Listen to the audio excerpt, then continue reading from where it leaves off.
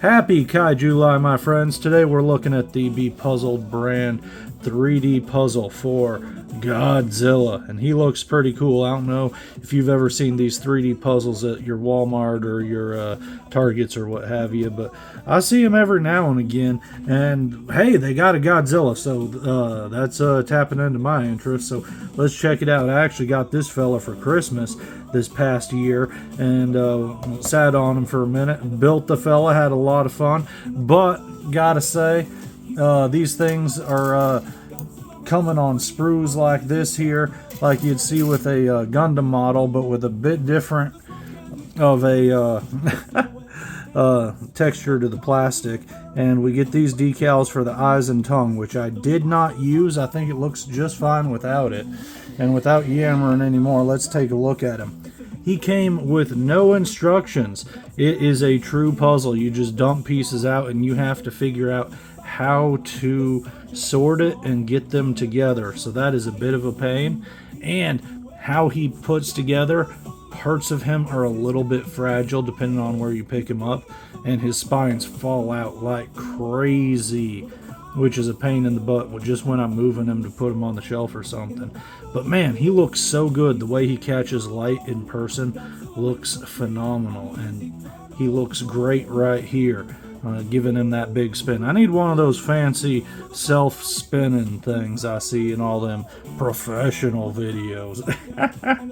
But let's take a look at him. You can see how the sections are kind of slotted on top of each other, but it kind of creates a pretty clean look overall from the exterior, with a couple bigger pieces that kind of cover stuff up. But you can see right here how the like this spine right here, just touching it comes loose and just slots in there, and it's not wanting to now, and now I'm knocking over the one on top of it. So did I get it? Nope, not quite. See, there we go.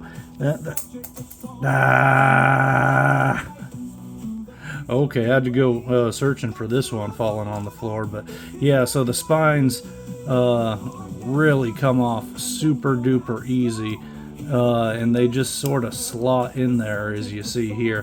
But once they get in, they're good. It's just more if you touch them. But man, he just looks great. How it catches light, that smoky translucent black, and the purple. Obviously this is your this is your Godzilla 2000 version, which I'm totally cool for. That looks rad. I love this guy. I think he's real cool, but man, it was a pain in the butt to build. It was not terribly fun. Not as finicky as those nano blocks we looked at yesterday, but still quite a pain just figuring out where everything went.